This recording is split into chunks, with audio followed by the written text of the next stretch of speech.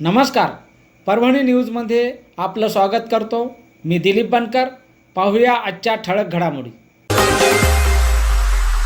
विविध क्षेत्रातील व्यक्तींच्या पुरस्काराने सन्मान. परभणी जय हिंद सेवाभावी शिक्षण संस्थेच्या वतीने शनिवारी दिनांक 9 मे 2026 रोजी ज्ञानोपासक महाविद्यालयाच्या सभागृहात महापौर उपमहापौर यांच्यासह विविध क्षेत्रात कार्य करणाऱ्या व्यक्तींना पुरस्कार देऊन सन्मानित करण्यात आले. कार्यक्रमाच्या अध्यक्षस्थानी माजी आमदार तथा प्रदेश काँग्रेस कमिटीचे उपाध्यक्ष एम शेख होते.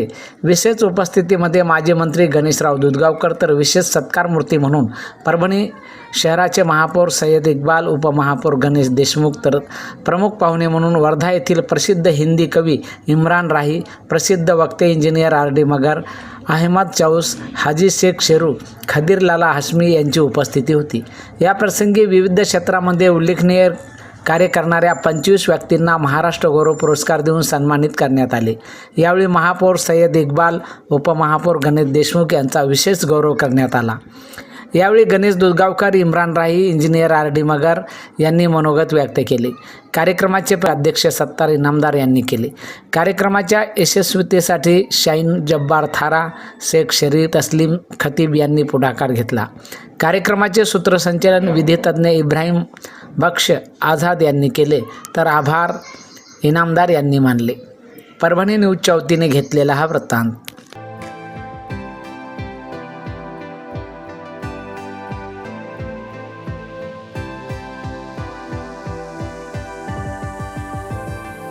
Thank you.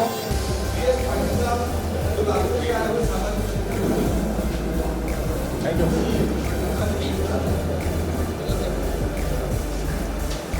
Thank you. Thank you.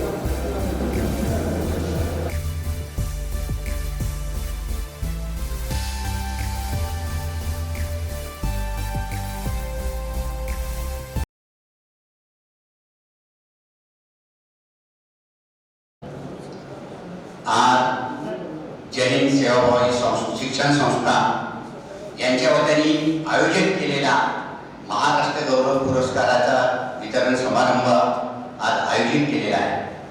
त्यानिमित्ताने आजच्या कार्यक्रमाचे लाभलेले अध्यक्ष आमचे परममित्र आदरणीय श्रीयुत MM शेख साहेब, त्यानंतर आमचे परममित्र और आमचे आदरणीय रिस्पेक्टेड श्रीयुत बापूसाहेब दुधगावकर साहेब, त्यानंतर आमच्या परभणीचे तरुण महापौर की ज्याच्याकडून परभणी जिल्ह्याला खूप मोठ्या अपेक्षा आहे असे आमचे सय्यद इक्बाल सर, त्याच्यानंतर आमचे तरुण दुसरे उपमहापौर श्री गणेश भैया देशमुख, त्याच्यानंतर चाऊस साहेब, खदीर लाला साहेब, शेरूबाई आणि खास वर्धन आलेले आमचे शायर की जे आमच्या आग्रहास्तव दरवर्षी परभणीला येत असतात की ज्यांचे आमचे वेगळं नाते आहे ते तुम्हाला भाषणात ऐकलाच मिळेल असे आमचे आदरणीय इम्रान राही सर, त्यानंतर अजून आमचे शरीफबाई आणि अजून बरेच मान्यवर आहे. सगळ्यांचं नाव घेता होत नाही तरी राहिलेल्या सगळ्या मान्यवरांचं मी अभिनंदन करतो. आपण फक्त 2 मिनिटे जास्त वेळ येणार नाही, एक 10 ते 15 मिनिटं भाषण होईल. फक्त आपण मोबाईल थोडे सायलेंट करा. बहती है प्यार की गंगा बहने दो, बहती है प्यार की गंगा बहने दो, क्यों करते हो गंगा रहने दो, क्यों करते हो गंगा रहने दो, लाल हरे रंगे में मत बांटो हमको, लाल हरे रंगे में मत बांटो हमको, घर के छत पे एक तिरंगा रहने दो, घर पे छत पे एक तिरंगा रहने दो. फक्त 10 ते 15 मिनिटात तुम्हाला कार्यक्रमांना खरंच स्पीचची मजा घेता येईल, कारण आज मला सत्तारबाईंनी सगळ्यात पहिले वेळ दिलेला आहे. त्यामुळे जरा कार्यक्रमाचं आपल्याला काहीतरी नवीन ऐकायला भेटेल, कारण तुम्ही पुरस्कार घेणार आहे, समाजामध्ये तुमचं खूप मोठं नाव होणार आहे, खूप जबाबदारी वाढणार आहे. पण मी सांगतो ना, पुरस्काराबरोबर आपण काही पुस्तकं वाचू शकत नाही, पण जे काय एवढे जे लोक मान्यवर एकाही बसलेले त्यांच्याकडून काहीतरी एक वाक्य तरी आपल्याला मिळालं ना तेवढे आपल्या पुरस्काराचं शास्त्र होईल. कारण हा पुरस्कार जो असतो ना, हा पंढरपूरच्या वारीतल्या दिंडीतल्या प्रसादासारखा असतो. हा तुमचं पोट भरू शकत नाही पण तुम्हाला फार मोठी ऊर्जा देऊ शकतो, असा हा पंढरपूरच्या वारीचा प्रसाद असतो. मोहब्बत में होती तो गजल को लिखता, मोहब्बत गजल कौन लिखता, कीचड़ में पड़े हुए फूल को कमल कौन कहता। मोहब्बत न होती तो गजल कौन लिखता, कीचड़ में पड़े हुए फूल को कमल कौन कहता। कीचड़ में पड़े हुए फूल को कमल कौन कहता। अरे ये तो मोहब्बत का करिश्मा है साहब, ये तो मोहब्बत का करिश्मा साहब, वरना पत्थर की दीवार को ताजमहल कौन कहता, वरना पत्थर की दीवार को ताजमहल कौन कहता। सगळ्यांना तुम्हाला भाषणात असे भरपूर शेअर ऐकायला भेटेल 10 ते 15 मिनिटांमध्ये। मी सांगतो ना, माणसाने जीवनात पुरस्कार घेतला, काही वागायचं असलं तर आदर्श कोणाचं घ्यावं, कारण आज मी सांगतो आज समाजामध्ये आदर्श घेऊन आपण जीवन जगावं, त्यांचं अनुकरण करावं, असे लोक फार बोटावर मोजण्यासारखे। म्हणून म्हणतो ना, तुम्हाला जर समाजात काही परिवर्तन घडवायचं असेल, काही करायचे असेल तर शाहू फुले आंबेडकर या थोर पुरुषांचा वारसा आपण जपला पाहिजे, यांच्या जीवनाचं अनुकरण आपण केलं पाहिजे। कारण मी नेहमी सांगतो, छत्रपती शिवाजी महाराज कोणाला म्हणायचो, छत्रपती शिवाजी महाराज कोणाला म्हणायचं, जो 65 किलोची तलवार एकटा फिरवतो त्याचं नाव रेसाजी, जो 65 किलोची तलवार एकटा फिरवतो त्याचं नाव रेसाजी, जो हजारो सैन्याला कितीवर दाबतो लढवतो त्याचं नाव आहे बाजी, जो हात फुटला तरी स्वतःच्या श्वासापर्यंत शत्रूशी लढतो त्याचं नाव आहे तानाजी, जो 18 तासामध्ये दिल्लीहून घोडा पुण्याला आणतो त्याचं नाव आहे संताजी, जो अरे पण ज्याच्यासाठी आपण म्हणतो ना, तुम खुद के लिए जो करेंगे वो खुद के साथ जाएगा और दूसरों के लिए जो करेंगे ना वो इतिहास में लिखा जाएगा, वो इतिहास में लिखा जाएगा। म्हणून करताना तुम्ही मातृऋण पितृऋण घरासाठी सगळ्यांसाठी करता, अरे पण एक सामाजिक ऋण काहीतरी असतं की आपण समाजात वागताना समाजासाठी काहीतरी चांगलं केलं पाहिजे। समाजाने आपण गेल्यानंतर आपल्या पाठीमागे फक्त एक चांगलं किंवा वाईट बोलत नावं टाकतात। तुम्हाला माहिती नसेल, 16व्या वर्षी शिव छत्रपती महाराजांनी त्यांच्या राज्यामध्ये एका राजाच्या पाटलाने एका मुलीचा व्यभिचार केला होता। 16 वर्षाचं वय होतं बघा, कारण मी सांगतो ज्या ज्या महापुरुषांनी केले ना सगळं 16 वर्षामध्येच केले। ज्ञानेश्वर माऊलींनी ज्ञानेश्वरी लिहिली 16 वर्षातच लिहिली आहे, आणि आपण आजकाल आपले मुलं 22 वर्षाचे झाली तरी त्यांना मी लहान म्हणतो की माझा मुलगा लहान आहे, काहीच नाही। शिवाजी महाराजांनी 16व्या वर्षी त्या राजाच्या पाटलाने त्या एका मुलीचा विनयभंग केला। त्या मुलीचा विनयभंग केल्यानंतर शिवाजी महाराजांनी त्या पाटलाचे चौरंग केला। चौरंग म्हणजे माहिती, त्याचे दोन्ही हात आणि दोन्ही पाय छाटले। पण 16व्या वर्षी हा डिसिजन घेतला राजांनी। त्यावेळेला मा जिजाऊ त्यांना म्हणाल्या, राजे तुम्ही त्या पाटलाला जिवंत का ठेवलं, फक्त त्याचे हातपाय का तोडले, त्याचा कडेलोट करायला पाहिजे होता, त्याला फाशी द्यायला पाहिजे। छत्रपती शिवाजी महाराज काय म्हणतात माहितीये का, मासाहेब पुन्हा आपल्या राज्यामध्ये कोणी माय बहिणीवर हात टाकताना, त्यांच्या पत्राला हात लावताना 10 वेळा विचार केला पाहिजे, कारण ही आपली मा बहीण म्हणजे आपली देवघरातली देवी आहे। आणि त्यांनी सगळ्यांनी याचं उदाहरण आहे, पाटलाचे हातपाय बघितल्यानंतर ती कोणी महिलांकडे वाईट नजरेने बघितलं नाही पाहिजे। तेव्हा मा जिजाऊ महाराज, राजे शिवबा तुम्हाला जेवढं शिकवलं ना त्याच्यापेक्षा नक्की तुम्ही जास्त केलं। तुम्हाला माहिती नसेल, तुम्ही कधी श्री शेलमला गेला, तिरुपती बालाजीला जाताना तिथे शिवाजी महाराजांचं खूप मोठं स्मारक बांधलेलं जिवंतपणे तिथल्या मजुरांनी। त्यानंतर छत्रपती शिवाजी महाराज कर्नाटकात आले, ज्यावेळेला कर्नाटकाकडून येत होते त्यावेळेला त्यांच्या एका सरदाराने सावित्रीबाई देसाई म्हणून इस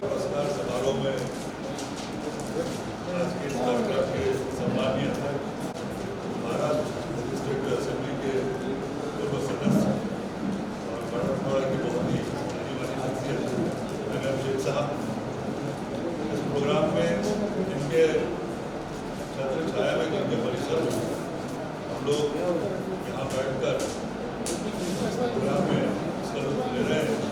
ऐसे महाराष्ट्र के पूर्व मंत्री एडवोकेट गणेश जिंदावर साहब इस समारोह में उपस्थित, महापौर बाल साहब, पूर्व महापौर गणेश जयपुर साहब, हमारे अजीज दोस्त, उन्होंने बहुत ही अच्छा वक्तव्य दिया, लेकिन बदकिस्मती से भाई शुरू नहीं। ऐसे हमारे अजीज दोस्त आरटी नगर साहब, कार्यक्रम के आयोजक हमारे बहुत ही खास दोस्त सेवाभावी संस्थेच्या वतीने महाराष्ट्रातील प्रत्येक क्षेत्रामध्ये त्यांनी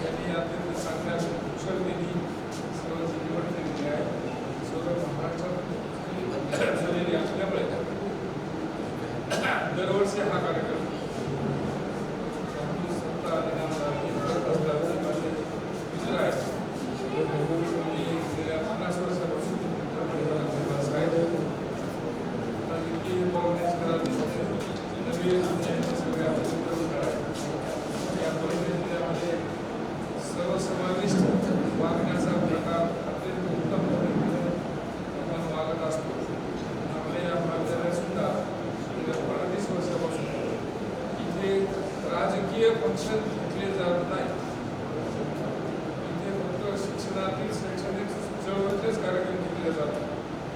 परंतु विद्यार्थ्यांसाठी राजकीय पुढाऱ्यांना भाषणासाठी बोलवत आहेत, हे सुद्धा खरं आहे.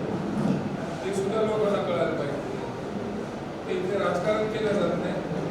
गेल्या 38 वर्षापासून आपण शिक्षणाला सांगितलं हे बेसिक एज्युकेशन आहे. इथे मला सगळ्याला माहीत नसतं, इथे कमर्शियल एज्युकेशन नाही.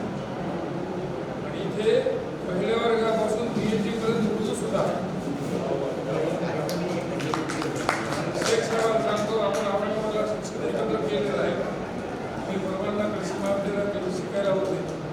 औरंगाबाद विद्यापीठाचे मी कार्यकारी मंडळात सदस्य होतो. पण औरंगाबाद विद्यापीठात सुद्धा उर्दू 1990 पासून नव्हते. इथे 1990 पासून MSc उर्दू आम्ही सुरू केले. रिसर्च सेंटर आहे, UGCचं ग्रँट त्याला. प्राथमिक शाळेपासून PhD पर्यंत मास्टर डिग्री, सायन्स डिग्री घेतल्या जातात. असे 21 PG या महाविद्यालयात चालतात. 21 arts, science, commerce, basic science शिकवल्या जाते. 20 PG शिकवतात. 14 UGC सेंटर आहेत. रिसर्च आउट आहेत. UGCचा ग्रँट मिळतो. त्या पद्धतीने 700 विद्यार्थी PhD स्टुडंट इथे आहेत. माझ्या महाविद्यालयातले सगळे प्रोफेसर PhD गाईड आहेत. म्हणजे 700 विद्यार्थी. मामू विद्यापीठापेक्षा माझं हे महाविद्यालय मोठं आहे. फक्त विद्यापीठाचा दर्जा आपण स्वीकारलेला नाही. मराठवाड्यातल्या या 4 जिल्ह्यातून बामूच्या बरोबरीने हे महाविद्यालय शैक्षणिक चळवळीमध्ये ठरवणार आहे. तुम्ही आलेल्या लोकांना द्यायला पाहिजे म्हणून मी देतो. आता मी या कार्यक्रमात माझा मुलगा राहणार होता, तो बाहेर गेल्यामुळे मी वगैरे आज हजर आहे. मुंबईला जाणार होतो. परंतु आपण आलेले आहेत, त्यांचे जसे पुरस्कार दिले त्याचे मी मनापूर्वक कौतुक करतो. पुन्हा मी यादी बघून सुद्धा तुम्हाला कधीतरी तुमच्या महाविद्यालयात निमंत्रण आजच देतो. त्याप्रमाणे ॲड्रेस घेईल तुम्हाला त्यांच्या विद्यालयात आणि असं विनंती करून सगळ्यांचं मनपूर्वक अभिनंदन, स्वागत करतो आणि पहिल्यांदा संपतो. शिक्षण संस्था महाराष्ट्र गौरव पुरस्कार वितरण सोहळ्याचे सन्माननीय अध्यक्ष, राज्याचे माजी बोर्ड चेअरमॅन, माजी आमदार MM शेख साहेब, या सोहळ्याला उपस्थित असलेले, हाताखाली काम केलं असे राज्याचे माजी मंत्री आदरणीय गणेशराव दुधगावकर साहेब, आम्ही त्यांना बापूसाहेब म्हणतो, आजच्या या सोहळ्याचे विशेष सत्कारमूर्ती परभणी शहराचे तरुण तडफदार कार्यक्षम महापौर माननीय सय्यद इक्बालजी, उपमहापौर माझे पुतणे माननीय गणेशभाई दुधगावकर, गणेशभाई देशमुख, या सोहळ्याला उपस्थित असलेले वर्धा येथून या कार्यक्रमासाठी आलेले प्रसिद्ध हिंदी कवी माननीय इम्रान राहीजी, माझे परम मित्र महाराष्ट्र भूषण, ज्यांना आतापर्यंत 175 पुरस्कार मिळालेले आहेत, असे इंजिनियर RD बगरजी, माझे मित्र मुस्लिम विकास परिषदेचे प्रदेश उपाध्यक्ष माननीय हाजी शेख शिरू साहेब, या सोहळ्याला औरंगाबाद येथून उपस्थित असलेले माझे मित्र अहमद चाऊजी, काँग्रेस पक्षाचे जिल्हा उपाध्यक्ष व ज्येष्ठ नेते आदरणीय खदीरलाला हाशमीजी, बदर चाऊजी, हाजी शरीफ शेखजी, या निवड समितीचे अध्यक्ष प्रसिद्ध उद्योजक शाहीन जब्बार थाराजी, संयोजन समितीचे सरफराज शेखजी, शफीक चारखानकर, योगेश मुळी, हारून इनामदार, तस्लीम खतीब व सर्व सन्माननीय सदस्य, ज्यांच्यासाठी आपण हा कार्यक्रम इथे आयोजित केलेला आहे. महाराष्ट्रातील विविध क्षेत्रातील उल्लेखनीय कामगिरी करणारे सर्व आजच्या पुरस्काराचे मानकरी, माता, बंधू, भगिनी व मित्रांनो, जय हिंद सेवाभावी शिक्षण संस्था ही गेल्या 30 वर्षापासून या महाराष्ट्रामध्ये विविध क्षेत्रामध्ये उल्लेखनीय कार्य करणाऱ्या मान्यवरांना महाराष्ट्र गौरव पुरस्कार देऊन सन्मानित करत आलेले आहे.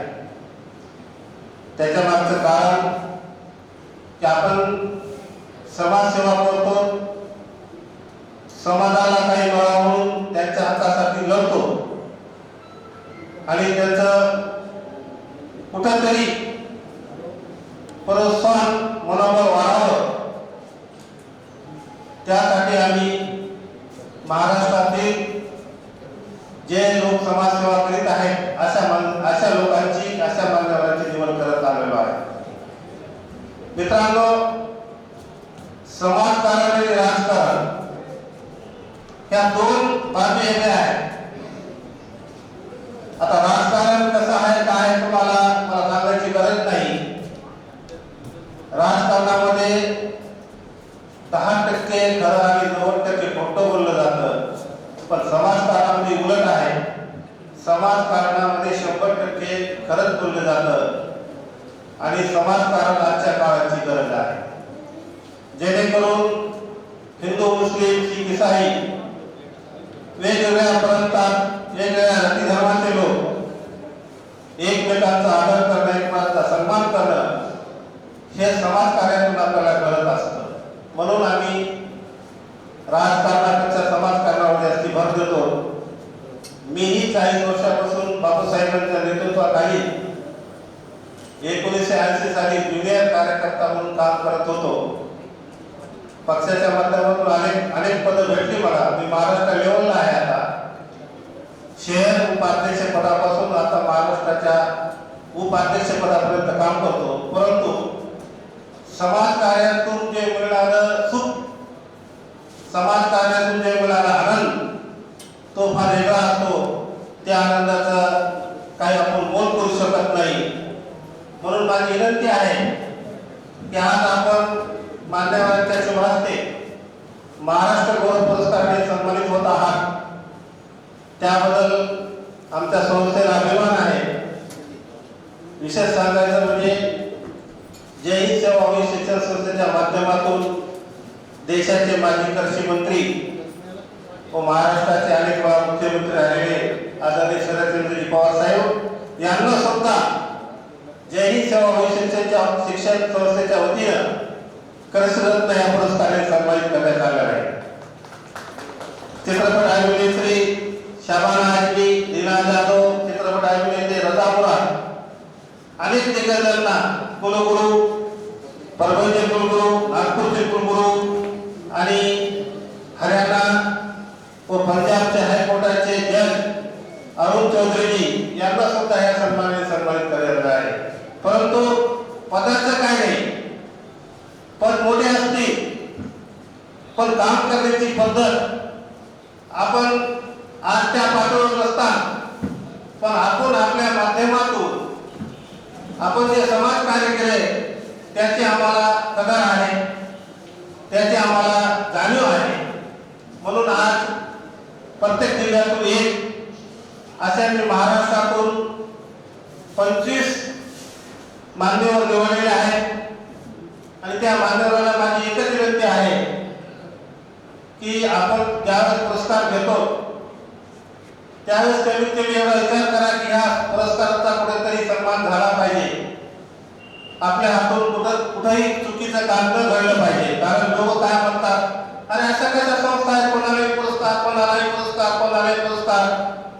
काय आजकाल लोक म्हणून लागले पुरस्काराची दुकान झाली.